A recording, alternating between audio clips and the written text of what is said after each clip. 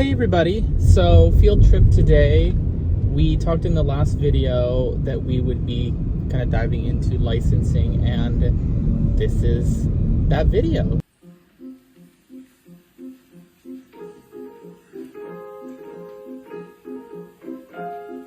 So we are on our way right now to check out a store that is doing something interesting with licensing for a little bit later in the video, but we're going to be diving into the background of licensing, how to get into it, some of the experiences we've had with it, and yeah, really try to serve as a cold intro for anybody who has not the slightest idea of how, that whole business operates. Yeah. So we just wanted to give you a quick intro in the car. I don't think we'll do too much of the video here because it seems to be a little bit bumpy. Bumpy. That's where we're going. We're going to City Walk. Yeah. Did I say that? I don't know. You said we were going to a store. Maybe you did. Maybe I did. You said a field trip. You said, I don't know. But I said it again in case you didn't. Anyways, we'll see you there.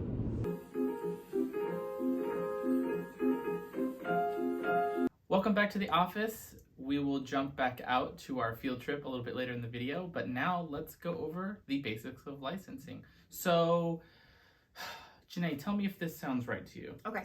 In short, licensing is when you want to use some kind of intellectual property, like a cartoon character or some kind of recognizable icon, and you want to put it on a product that you are making or a service sometimes that you sell, so that it's not just a baseball cap, it is a Mickey baseball cap, or it is a Pokemon baseball cap. That would be a licensed good. Yes. Right? That sounds about right. And you did say services, which I guess that is true. Yeah,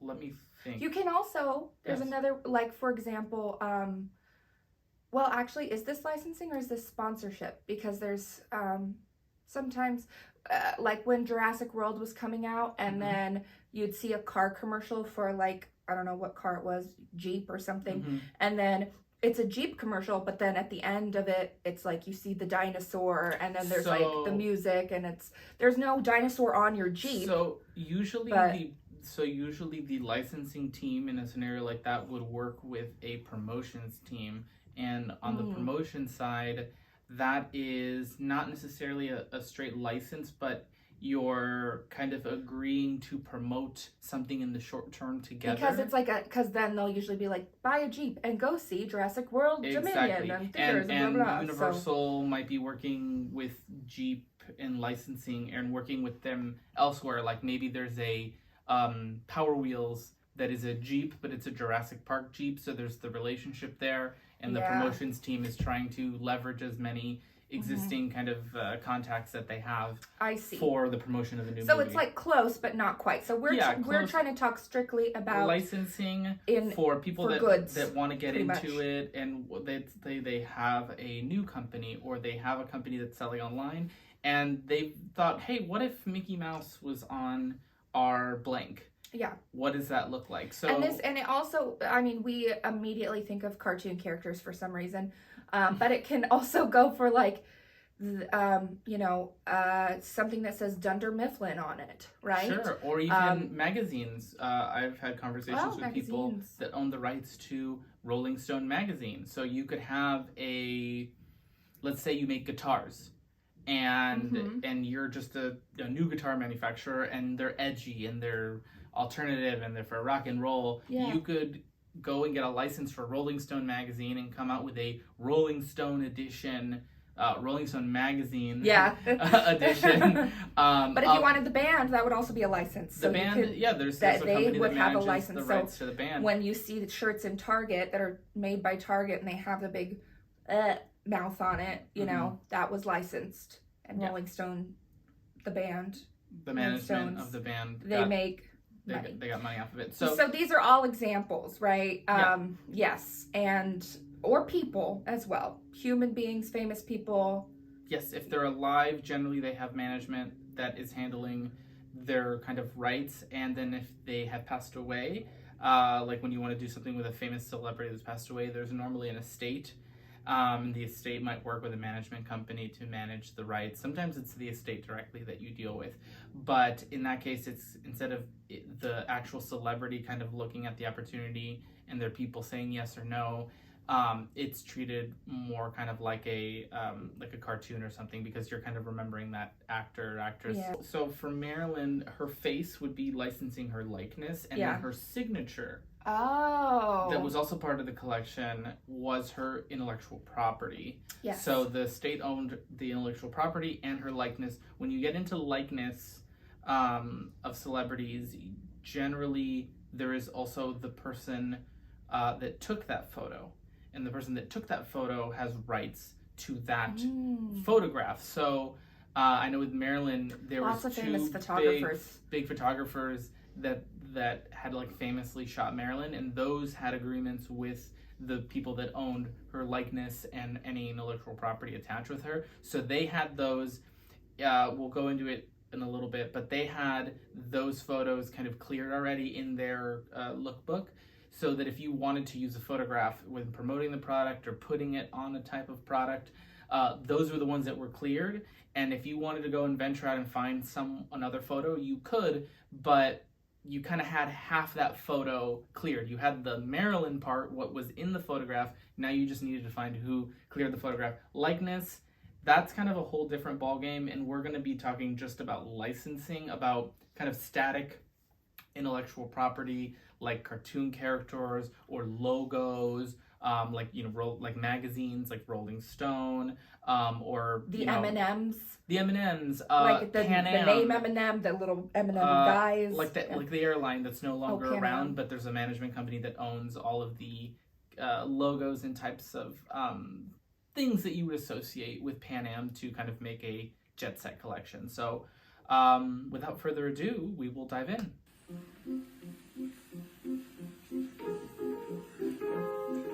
Why is licensing? So, Janae, let's talk Why is about licensing?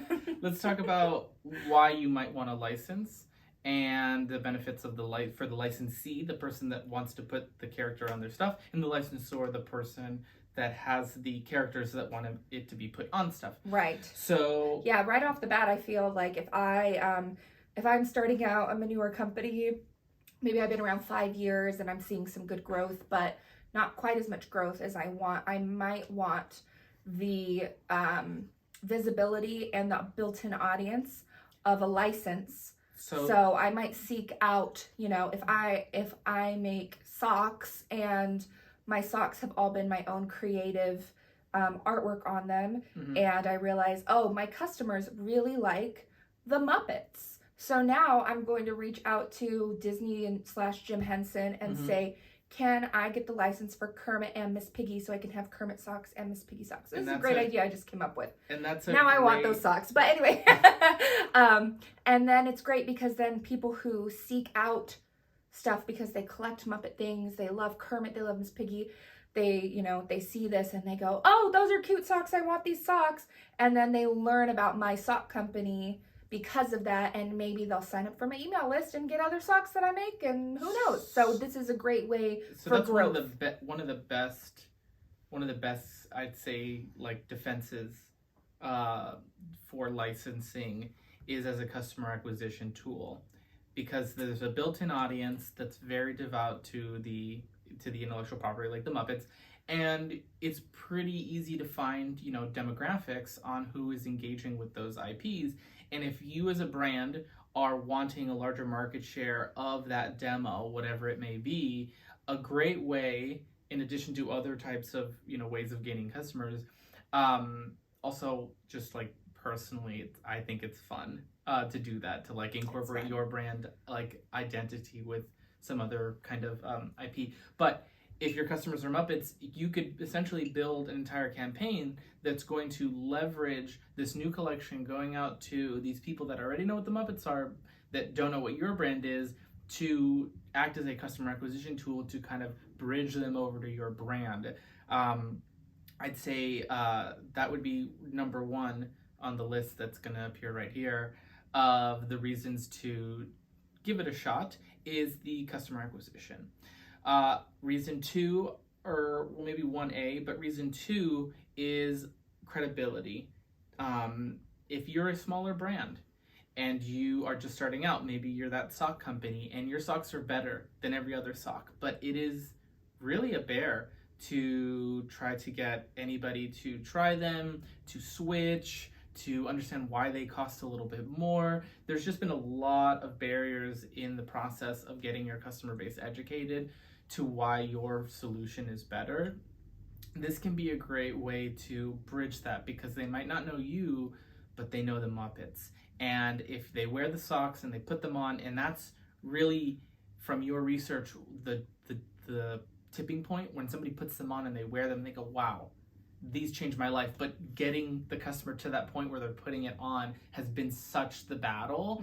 It's kind of like with new tech where they're like, well, once you try it and you put it on and all this, it's like you realize the value. Yeah, but getting people up to that point is quite a lift. So once they put them on, they got it because it said Muppets, but now they're like, geez, these are the most comfortable socks I've ever used. And then you hit them. Are. Yeah. My socks are the best. And then you follow up with them and you go, aren't you loving these Muppet socks? Did you see we make, X, Y, and Z? And boom, you might have moved them over to being now a customer of your brand. So on two, that, I would just say like credibility. But let me tag on to that yes. because also if my sock company serves you an ad, you're browsing on Instagram and you come across an ad and it just has socks and a sock company you've never heard of, you're probably going to scroll right by because you're like, I don't know what this is. Company. And you're like, I don't know if this is legit. I don't know where they come from. Why do they cost this? I don't know. I've never heard of it. Moving on. But if you see that somebody like the Muppets have chosen my company to partner with, suddenly, oh, I guess they are a legit company. This even is if that's is not more a legit. conscious thought. Well, even if, you know that the Muppets don't just go out giving their license to just anybody. Well, but even if you're not somebody that's in that space or can make that succinct of a comment on it, the fact that you have something that you do know and trust paired with something that is new to you is kind of sharing that trust. It's that I think that goes back to that credibility point. Yeah. Because you do just it's the unknown versus the unknown. I know the Muppets and I don't know this brand, but I want to. But if they have a license, then I guess they're a legit company. Yeah. So that would be I'd say that's 2. 3 for me is, so let me think of the most clear way to say this. It would be if you're in a highly commoditized market, similar to the credibility, but if I would say it's leaning on the customer's affinity for that IP and helping make a decision when 2 decisions are almost similar in a highly commoditized field. The best example is if you have Ziploc bags and then another Ziploc bag next to it, and you have the Star Wars phone case, you have Star Wars wallet, you got Star Wars stickers on your car. If there's like store brand Ziploc bag and it's $1, and then there's Star Wars Ziploc bag and it's $2, and you're like, oh, for that extra $1. It's also funny that you said store brand Ziploc because Ziploc is like one of those company names that we use interchangeably with the product itself, like Band-Aid or whatever. Kleenex. Yeah, but it's a zippy closure bag. Zippy closure bag. But if you had to make, or not even that it's $1 or $2, because you might make it on the basis of that decision based on price. Let's say they were both $1. You might go, well, I like Star Wars. And in that moment, the 2 very similar, if not identical, decisions were made, unsimilar by the fact that you have one with the Star Wars character or IP that you resonate with and want to engage in. And this definitely works because when we go grocery shopping with our toddler and we go to buy yogurt and we reach for the regular yogurt and then she says, Princess yogurt, and we're buying the princess yogurt. Like she wants, it's the same product, but one has princesses on it.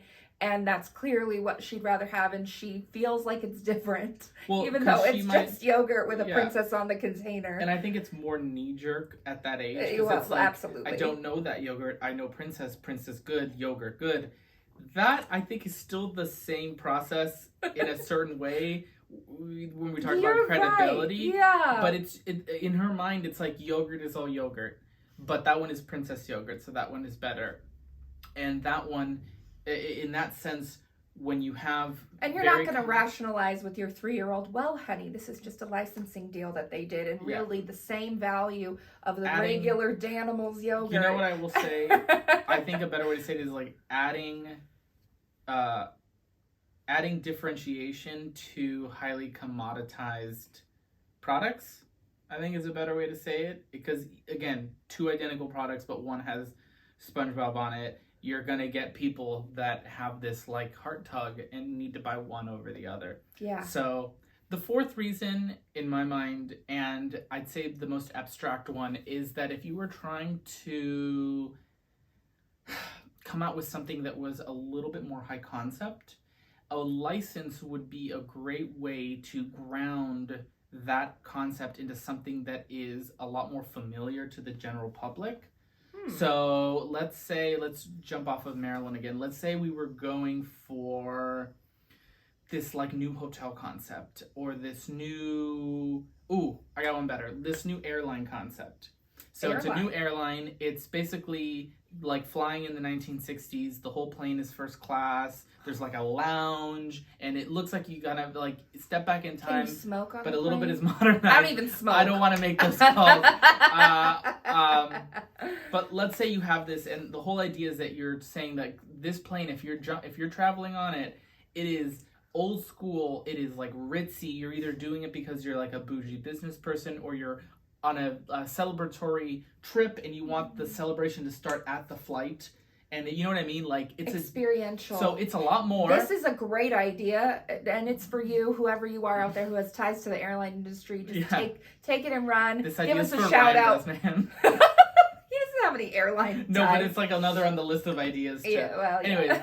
Anyways, so you have this concept, right? And maybe this is just something that, you know, we get it and we're saying it and we're like, oh yeah, in a pitch room when I'm talking or to a customer and I have 5 minutes to tell them, remember the, you know, Pan Am and all that, and they get it. Yeah. But if somebody's booking a flight and all they see is like your logo or something and another logo, and it's like, okay, $300 for this seat or $2,000 for this seat, no, I'm not picking that.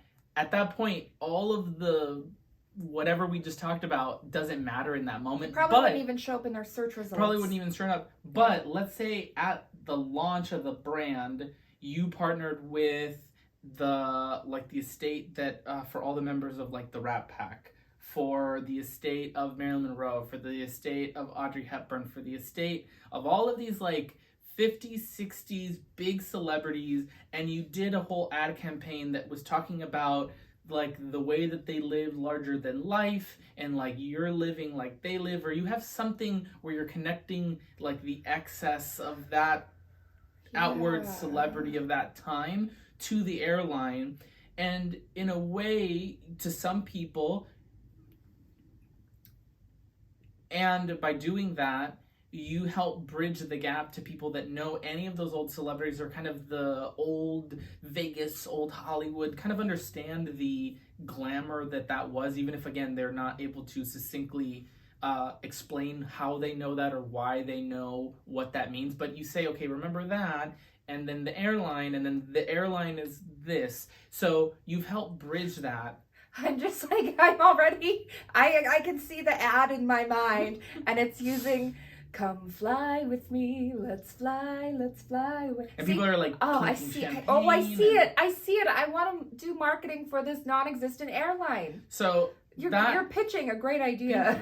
So that is a way that licensing could help bridge a creative gap, because anybody that might know A, B, and C, or if you did it, go not 180 degrees, but a whole different direction. It's an airline, but it's a kid-focused airline.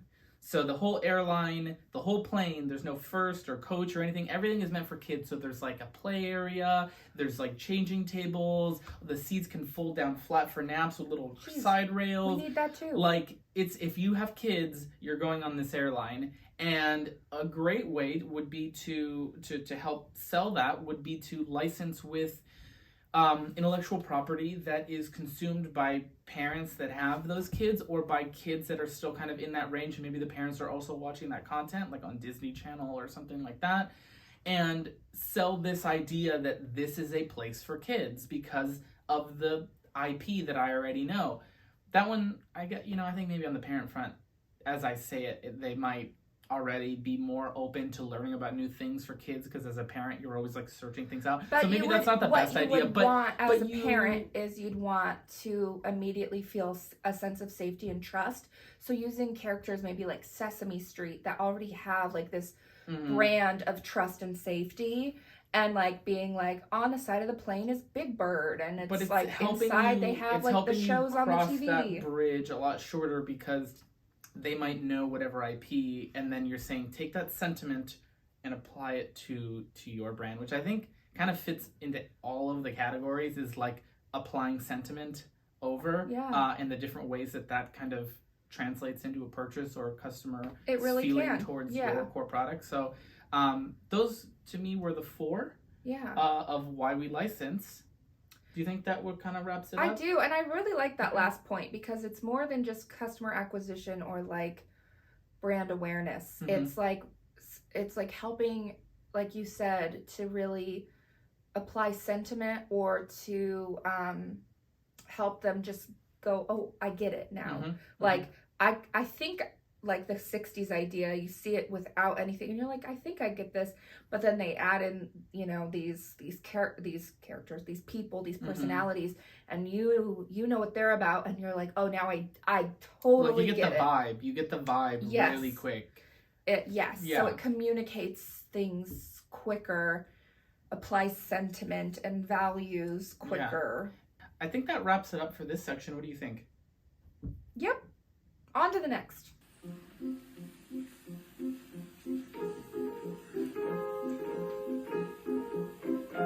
Let's talk about the nitty-gritty now. So you're a sock company, and you have found that you want to work with the Muppets. And now, what are all of the things that happen between the idea and getting it onto the shelf? So there are a lot of in-between steps. I don't think all of them are necessary, so we're just going to stick to the ones that I feel like day in and day out are the key ones you need to be looking out for and thinking about. So I'm going to just turn my body this way a little bit so that I have a little bit of room right here to put some stuff on the screen. Okay, so first we are going to talk about minimum guarantee. Minimum guarantee to the IP holder is the minimum amount of money that they will be getting off of this deal. Generally, the minimum guarantee is paid when you sign the contract. It is not paid when the goods go on sale. That can sometimes be tough for smaller people because, if you don't have a lot of working capital or cash flow is tight, you're going to want to be putting that money into your R&D or into the actual manufacturing of the product. So minimum guarantees can be tough. I will tell you, minimum guarantees are generally negotiable, not only in the amount, but also in when they are due. So for example, if this deal with the Muppets was for, $100,000, the minimum guarantee being $100,000 would generally be due at signing. But what I have seen done before is that people have taken a percentage of that and put that as kind of like a down payment at signing, and then they move the balance payment to when the actual product is starting to sell, which for smaller brands can be very helpful because you can use that money that was going towards the minimum guarantee to fund R&D, to go into the actual product, and then pay the rest of the guarantee off of the sales of that collection. That is not the norm. That is just what I've seen negotiated and what I've been able to negotiate in the past. Royalty rate. Royalty rate is anything. So this is where it gets a little bit. The minimum guarantee has a certain royalty rate associated with it, which says that if I'm thinking I'm going to make, let's say I'm going to sell these socks, and I plan on making $1 million from them. Wow. Wow. These are great socks. These are great socks. Everybody loves my Muppet socks. You're going to make $1 million from them. The royalty rate on that collection between you and the Muppets is 8%, let's say. Why don't you explain what a royalty is? So royalty is essentially a small payment that is going to the people that own the IP every time you make a sale. Generally, it's kind of accrued, and then you pay that out kind of quarterly. I think monthly or quarterly, I've seen it both ways. Yeah. So essentially, there is 8% of the total sales is due towards the Muppets against the minimum guarantee.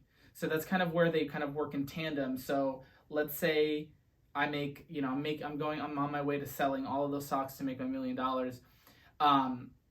Once I pay them the $100,000 of the minimum guarantee, $100,000 worth of 8% royalty, I don't pay any royalty on because I've paid that in the form of the minimum guarantee. But once I cross that threshold, any further sales are going to be 8%. 8%. Yeah. So I guess a better example was, let's say the royalty rate is 10% on $1 million, which would be $100,000, right? Yeah. Yes. I was gonna say, why are we working with 8%? Because I can't do the math in my head gen- on that. Sorry, generally like the royalty rates for the stuff I've worked on is floats between like 7 to 9%. That's why. So let's just say it's 10%. Okay. For this example, 10%. You're telling them, hey, I'm gonna make $1 million. So they're great. 10%, $100K. Mm-hmm. So if you sold exactly $1 million, you wouldn't have to pay anything, but because you paid that $100,000 either at the start or if you negotiated it shortly after the product goes on sale. Mm-hmm. But let's say you made more inventory and you sold $2 million. So so basically in quarterly or monthly payments, you'd be giving them 10% of of those sales until the product is done like selling. $25,000, exactly, whatever, whatever the cadence is. This is where good accounting comes in, because somebody needs to calculate this on your side and then report it to the licensor. And if they think that anything is fishy, they can always claim an audit, because usually in the contracts there is essentially like carte blanche to run audits if they feel like you underreported or didn't file what you needed to. So that's spicy. Yeah. Can I ask you a question? Yes. So I'm making $2 million off of my lovely Muppet socks, Yes. and I'm happy, and Jim Henson Company's happy, everybody's happy. Can I sell these socks forever? Can I just always be the Muppet sock people? So, yes, if you put that in your contract. So a lot of times the contract will have a term date, 1 year, 2 years. Depends if they want to have this be kind of an ongoing relationship. Think again of like Ziploc bags. They didn't just do a one-off collection. They consistently have whatever Disney or Marvel or whatever characters on those products. So they kind of have a rotating assortment. They have an ongoing. They might have like a contract that's maybe 5 years and then they kind of renew it, or maybe it's a year and they renew it.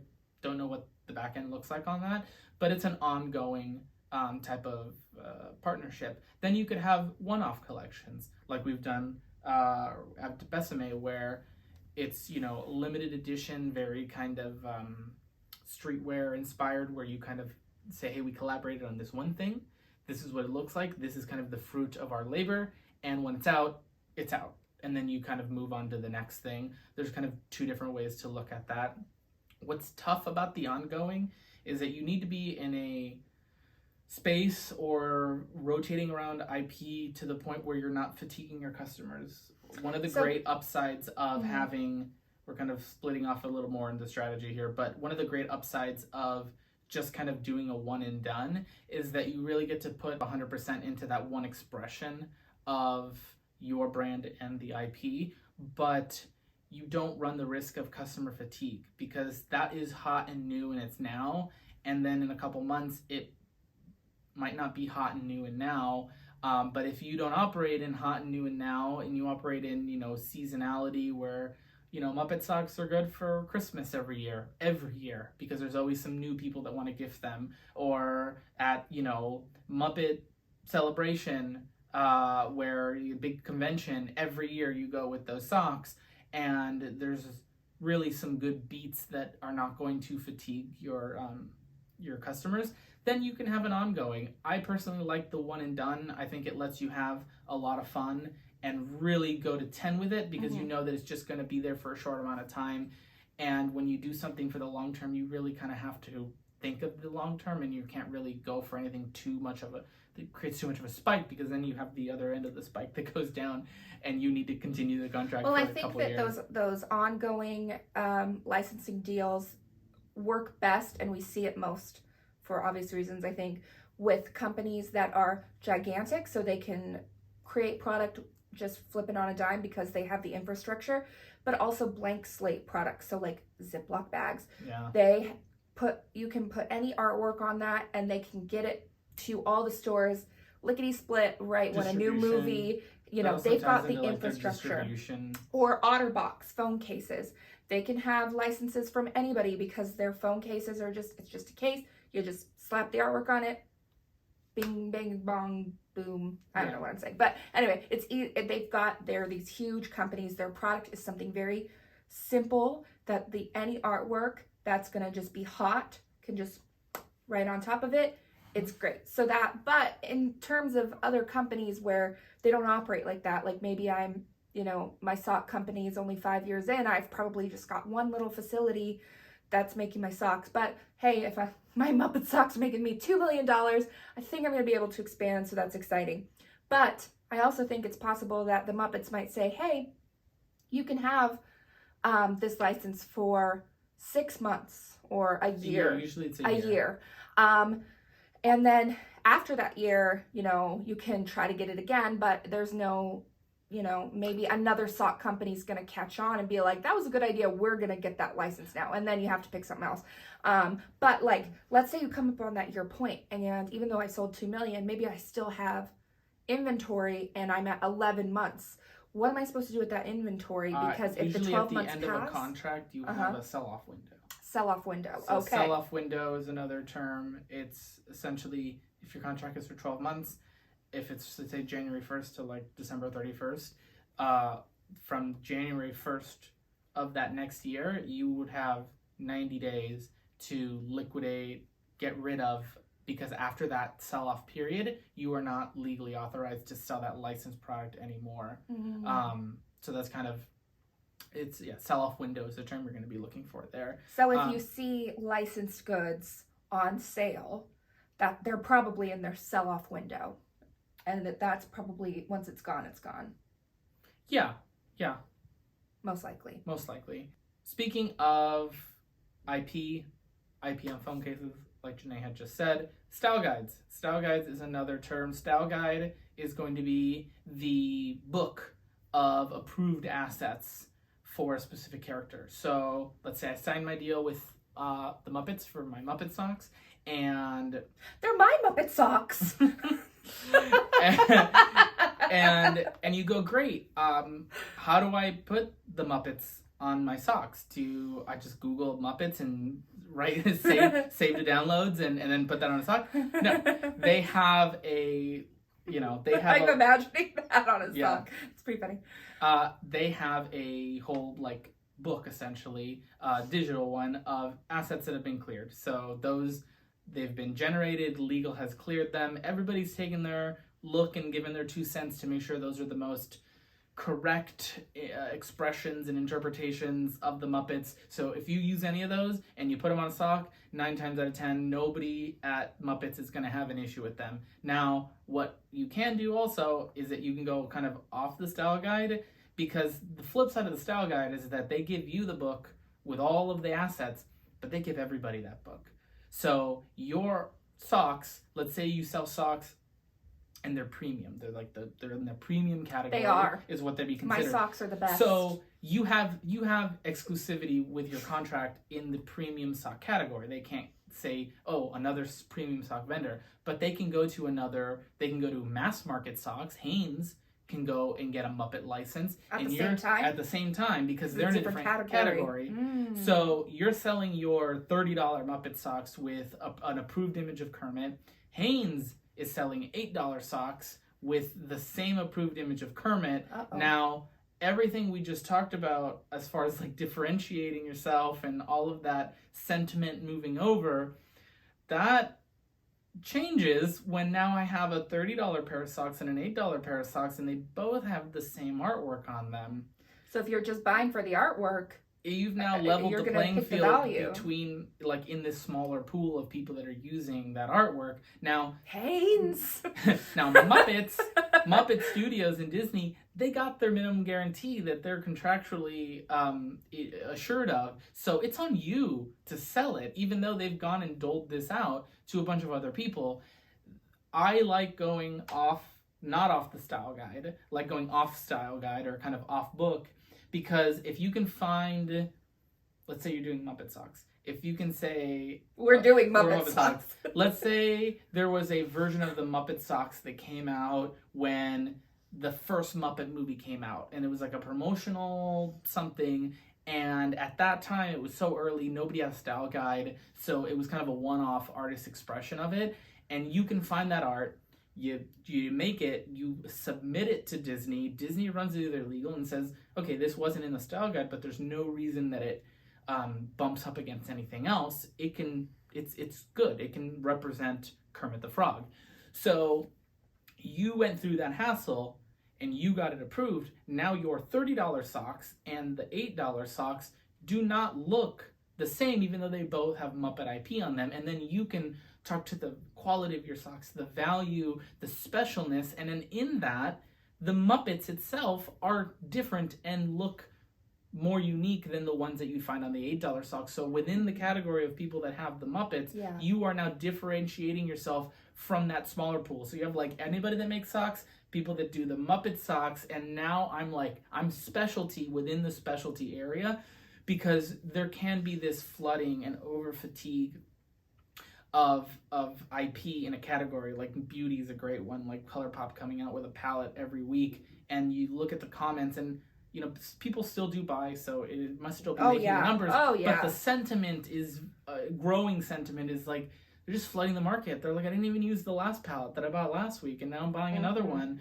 and like another and another and another. So to help with that between like different brands, it helps to find out your niche, carve out your niche, and find out how your brand is interpreting the IP. And what a lot of brands are not doing is that they're not taking the time to say, well, Muppets is this, it represents this, and our brand represents this. So how does the coming together of the two create this new unique expression that is half me and half the license? Not I'm a blank slate and I'm putting the style guide on. Yeah, label slap is what they call it. Because everybody could do that. You do socks and then somebody else does socks and they do water bottles and do phone cases and you got the same Kermit the Frog face everywhere. And then next year... when you start looking for this, you will notice. Because like there's this like Elsa and Anna pose from Frozen 2 that is literally the same exact artwork. Pose everywhere. It's on kids' pajamas. It's on toy packaging. It's on makeup palettes. It's on Ziploc bags. It's like literally the same. And if you think, you probably are already picturing it because you have seen it everywhere, because they all got it in the style guide and they went, that one looks good. So... yes. Yeah. Anyways, one final note or one final thing to add. This one is kind of super technical. It's recall plan. You'll notice there was a story that came out just recently of this vendor making clothes with Mickey, Minnie, and I think Star Wars in like TJ Maxx, Ross, and Marshalls. Right now, I'll throw it up on the screen. But they had too much lead in the paint, and then they had to recall it. So something that any licensor is going to ask you for is, hey, we're just giving you the cartoon. If you make it, and let's say something goes south, how are you going to make sure that you address that and take care of it, because our logo, our IP is on your product that is getting recalled. And if you mess up, it's going to look like we messed up, because perception is reality a lot of times with these things. And if it's Mickey's face, but so-and-so vendor made it, people don't go, well, how dare you so-and-so? It's, how dare you, Disney? So having a recall plan in place, even just for yourself, but they're going to ask for it spelled out in writing. They're going to ask for names and phone numbers of the people to call. Just make sure you have that, because that sometimes can be kind of a hiccup to getting things finalized, is having that ready to go and ready to enough that it's being able to be spelled out into a paperwork and then handed over to them. And hopefully it won't even be necessary. Yeah. Because it's kind of a scary thing, but like most times I would say things don't really get recalled all that often. But obviously, to, save themselves here, they need to know that the plan is in place. But even if something is not going to go wrong, they need to have that paperwork before your license moves forward. Right. More on the due diligence side, it won't move forward if you don't have that. So I think we're done with the mechanics. If you have any questions, if we left anything out, I'm trying to go off what I've experienced in my working kind of knowledge and what are the big points that keep coming up. I know that there are things that I left off. If there's anything that doesn't make sense, you want an explainer on, leave it in the comments. I'd love to do a live or a follow-up video, or we'll get back to you and reply in like shorts. Yeah. I want to address any kind of questions there, because I know this was just a brief overview of kind of some of the top level stuff.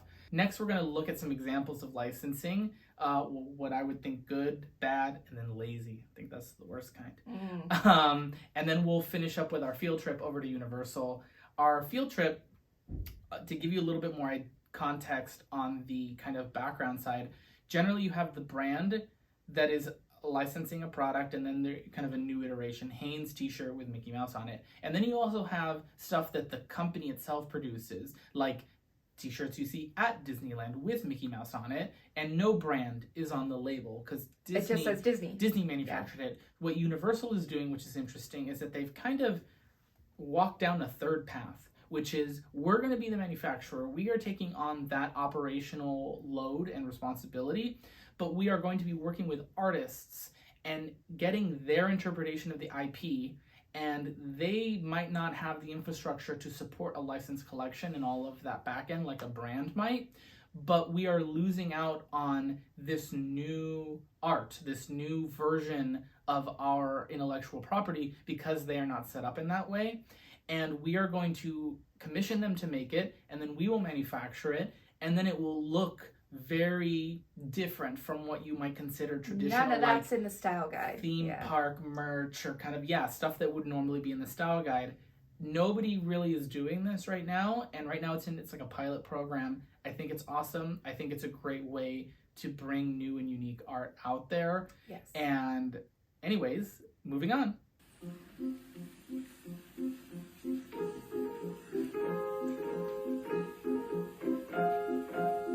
I think we put most licensing into 3 categories: exceptional, okay, and lazy.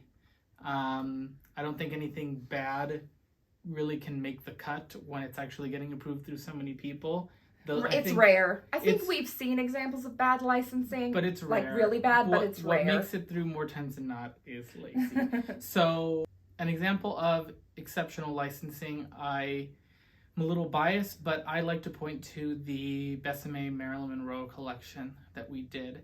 I think when licensing is truly exceptional, the DNA and identity of the IP and of the company come together to form kind of a new permutation that is a little bit of both. And you look at that final item and it's not 100% one thing or 100% another. Mm-hmm. It really feels like exactly those two identities coming together. And that's, peak licensing is when you can make something like that come to market. A few examples I'd like to point to on the Maryland collection on what made it so different is the lipstick. If you look at the lipstick compared to the one that was in line at Besame, it is different. It's not the same lipstick case, so we made a special one just for that run. and it looked like one that she originally had owned, because when we look back at what her essence, what her vibe, if you will, was something very glamorous. So having something that was too on the nose, even for something in her time, would have been a no-go, like having her face on it. And for Besame, going in and doing the research on that time period or that person, and really finding out why they became the way that they were, what made them so special, and trying to pull that down into a cosmetic product, led us to something that was this recreation of this original piece that she had, even down to the inside of the tube. On the original had writing on it that told you how to apply it, and we used that space and typeface for the copyright that needed to go on it. So it was something that if you had put it just in the Besame category, it wouldn't have looked right, and if you put it just in the Marilyn, it would have looked a little bit off from something to say like a replica, or to say like a original piece that she owned. But it was the happy marriage of the two, so that it felt uniquely Marilyn and Besame at the same time. An example of just okay licensing, good licensing, what you mostly see of, is something that feels like one brand that wanted to use IP basically grabbed it, and it was a very one-sided kind of conversation, and then something got put out that is very by the books, but it works. A great one that I will point to is the new Puma collection with Pokemon that just came out. If you look, they got the little clip of the Pokemon that is supposed to go with the shoe. We just talked about how we didn't put the face because that's such a shortcut. And to me, that's very one-sided. That's like a Puma, But it's okay. It's okay. They're cool It's shoes, fine. and if you like Puma and you want, the color scheme of Charmander, Sure. that's fun and it's cute and it's cool. But it also has little Charmander on it, so I don't know if everybody wants that. Yeah. But like, imagine if you took that charm off, it really wouldn't. You could just tell me this was a new line from Puma, and I'd be like, oh, I wouldn't go, oh, but they're all Pokemon themed.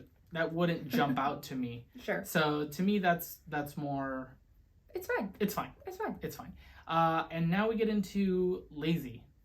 But what we mean by that is that they picked the shortest distance between getting the license and putting it on the shelf, which was take it out of the style guide, slap it on a product, and put it on the shelf. And even though lazy, again, is a very charged term, do we have like a ton of admiration for these products? No, not really. But do we think that they're bad products? No, because honestly, there is demand for them and it sells and people buy this stuff. So like, it's fine. It's fine. There are people who will see it and love it. That's great.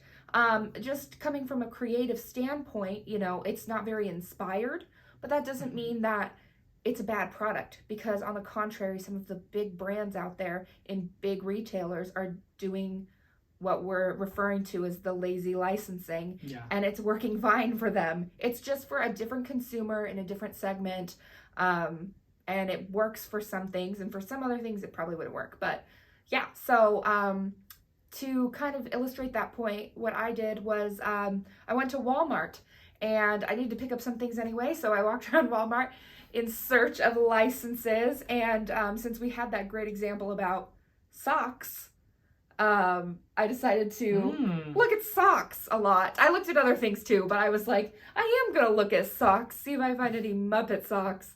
But anyway, so let's take a look. Okay, so we've got a bunch of socks here. We see Tiana, we see MTV, Schitt's Creek, Ursula Maleficent, Looney Tunes, some Mickey artwork. If you just took the artwork off the sock and then put a different artwork on it, like, does it make a difference? It doesn't make a difference. This is all the same product and it can have anything on it. So it's a little bit lazy, right? It doesn't have to be more than what it is. Okay, so here I looked at backpacks. We've got a little Baby Yoda one, and then this is a Disney backpack, and I did not get the name of the manufacturer on this, but as you can see, it is the exact same artwork 2 times on one backpack, on the top and on the bottom. To me, that was pretty lazy. Here we have, this is these are pillowcases by Mainstays, which I believe is the Walmart brand. And each one is the exact same. Okay, so we mentioned the princess yogurt. Look at all these yogurts. We got Frozen, we got Baby Yoda, we got Spidey, we got SpongeBob. Yeah. Unicorn, that's not licensed probably. Minions. Oh my gosh, and this is so funny to me. Frozen again. Like, the thing with this is, oh, there's Paw Patrol, there's and that's the princess yogurt our daughter really likes. The thing with this is a classic example of label slapping, because if you take the label off, it does not change the product. It is still yogurt. Now here, this brand is for baby food. It's called Earth's Best, and on all of their products, I believe, they put the license for Sesame Street. And they're like an organic company, and I wonder if this is one of those examples with brand awareness that we were talking about. Our competitor is Gerber, which has like so much recognizability, right? So if they're competing with products like Gerber Baby, and they were at some point lesser known, and I would still say they are Earth's Best, you don't really hear about that brand, then using that trusted license of Sesame Street helps you feel like, oh, okay, they're legitimate, versus just a plain bag with no character on it at all that just says Earth's Best, and you're gonna be like, I don't know what this is. Now this was interesting. So these are cups, Minnie Mouse cups. We see Mickey and Minnie on this artwork, even though the license, it looks like, based on the logo on the top, is just Disney Junior Minnie. Have the license for Minnie, but then they were also able to have this other artwork with it. I guess if maybe it's more Minnie centric. But so this is, we talked about how usually you won't get granted a license of somebody in your same space or category, and this brand is called Tommy or Tomai, the first years. Yeah. Now, but check this out, right next to it, another Minnie Mouse baby cup, like right next to it. And this is a different brand, NUK, Nuck or Nuke, I don't know how you say it. But this is Disney Baby. This is Disney Baby. So it's Minnie, but it's Disney Baby Minnie. And even though it's very similar on the shelf, technically Playhouse Disney or Disney Junior Minnie and Disney Baby Minnie are different categories. And or different properties. Different properties, right. So I thought that was really interesting, because just shows you how messy it can be. It can be. And these are competitors. Like, these two cups are competitors on the same shelf, offering the same thing about the same price. Larger pool, and then you get to the smaller pool of people making the sippy cups with Minnie. Now that you're in that category, you know, it might come down to price if one is a little bit more than the other one. You need to make sure that you're differentiating. Okay. Oh, actually, here was another one from that same brand, Disney Princesses. Now, this artwork is the Disney Baby rendition of the princesses. That's why they look so different. And there it is. There's the Disney Baby, Disney Princess mashup there for the different. It's like a combo of the two. All right, so here, we're back on socks. And this is not for kids or babies now. These are men's socks. And these are all, I think, manufactured by Walmart. It's probably for the holiday season, because probably they're the 3 pairs. The 3 pair, and the logo for the license is large and in your face. Because the brand doesn't matter. The brand doesn't matter, but this is an example of like how you can have so many different. We have Cup Noodle Top Ramen. You have Elf. Looney Tunes, Elf. There was Black Panther, Marvel, and DC, Scooby-Doo, and then Candies, which we kind of mentioned, I think, in maybe this video, or it was another. So, but something else that's really interesting with this that I wanted to point out. If you notice, I show you the Ted Lasso socks for a second, and in the Ted Lasso, that is not Jason Sudeikis, right? That's just like an outline of a man's face with a mustache. And if you fill in the blanks to interpret it as Jason Sudeikis, that's you. They didn't have to buy the likeness of Jason Sudeikis. Yeah. They just have mustache man with no eyes or nose or mouth holding a teacup. Or here, another example in these same very socks is that with Justice League, DC, it's just their emblems. It's just the Flash's emblem, the Superman emblem. They don't even try to mess with the face. With Marvel, there's Doctor Strange socks, but it looks like it's just the comic book version Yeah. of Doctor Strange. So those are the things I saw at Walmart. And yeah, so again, and I want to point out, like, the fact that I went to Walmart is just to look for lazy licensing is not saying anything about Walmart itself, more that I just knew that there were a lot of products to be seen there. Yeah, so without further ado, now we're off to our trip to Universal Studios. Oh no, yeah, turn off the Lizzie McGuire soundtrack that we were listening to for work reasons. Here we are at Universal Studios. Get ready to be overwhelmed by the sheer amount of parking infrastructure. Ooh, concrete. Ooh, so much infrastructure, and none of it's being used. You gotta think that they built some of this knowing that in Super Nintendo World, that Fast and Furious ride and some other stuff would be going in, and they would need capacity. Here is the concept store that we were talking about that has kind of a different approach to licensing. Let's take a look. I really like this. That's cool.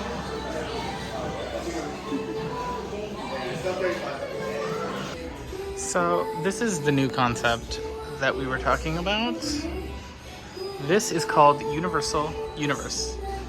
And as you can see from the kind of like mashed up pictures on the side there, and this one, it's kind of a new approach.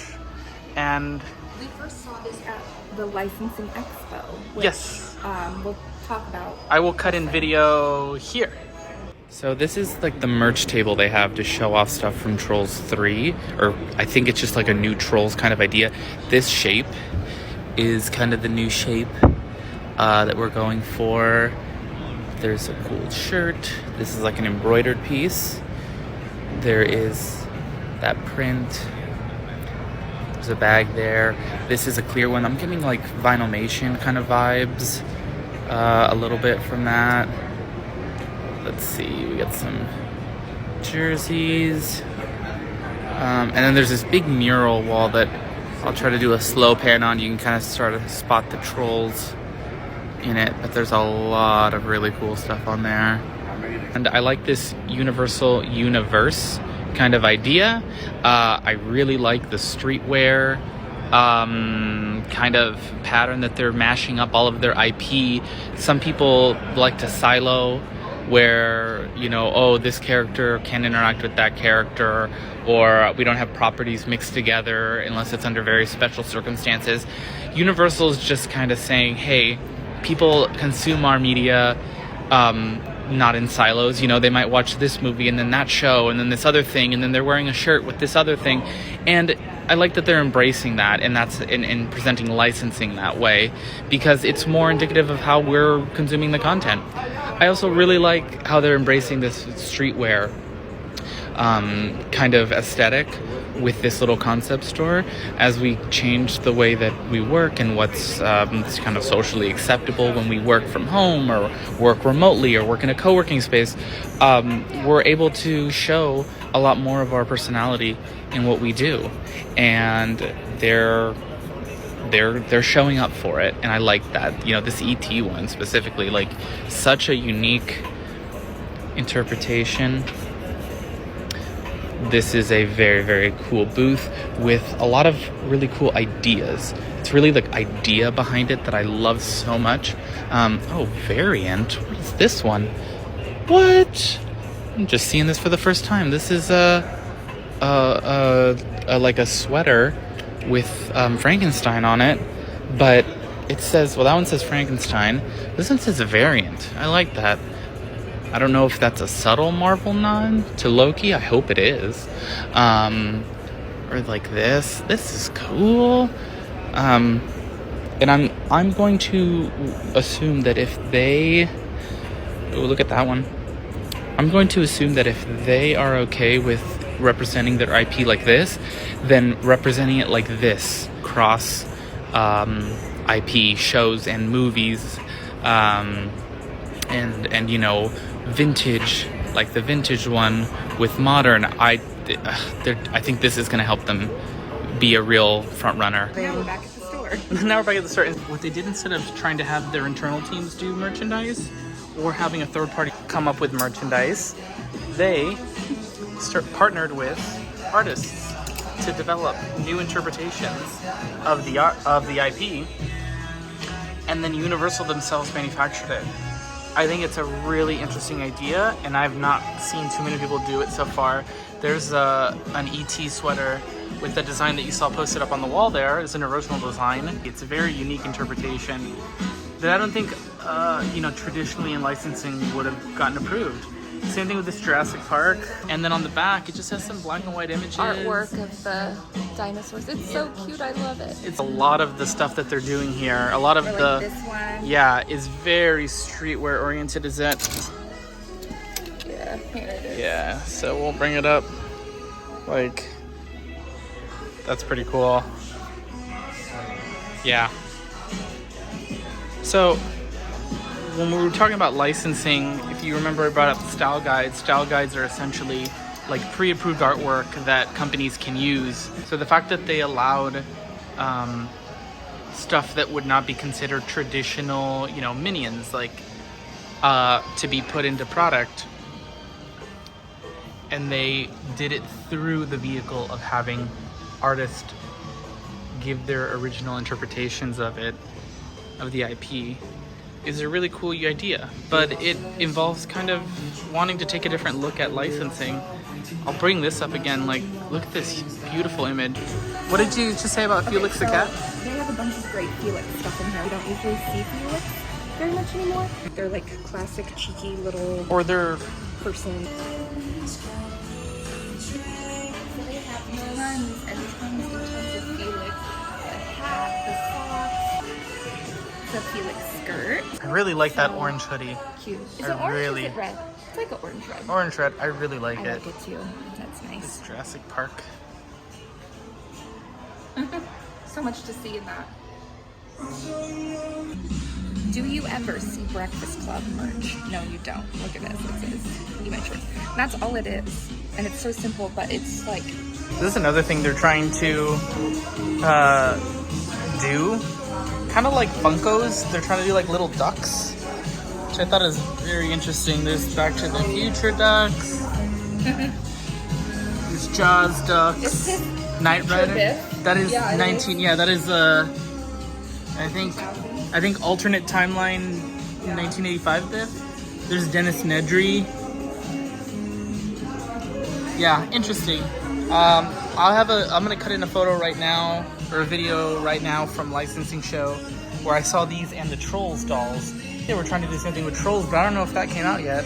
So in this candy right here that we were discussing, quick little licensing note. The front of the DeLorean should have the letters DMC on the you're right. for DeLorean Motor Company, and they don't. They don't, because that would probably engage rights to whoever owns I didn't even notice that. currently owns the DeLorean Motor Company.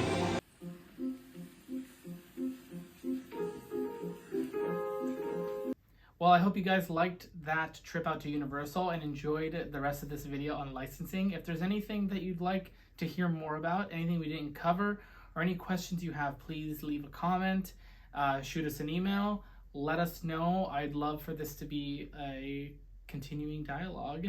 Until then, it's business as usual.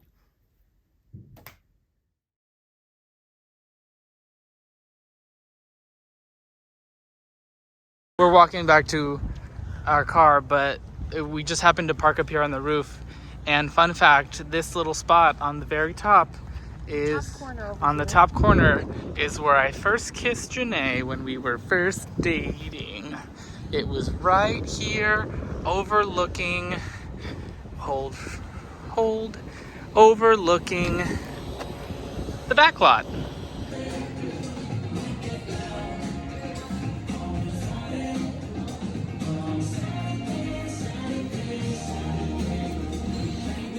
Bumpy.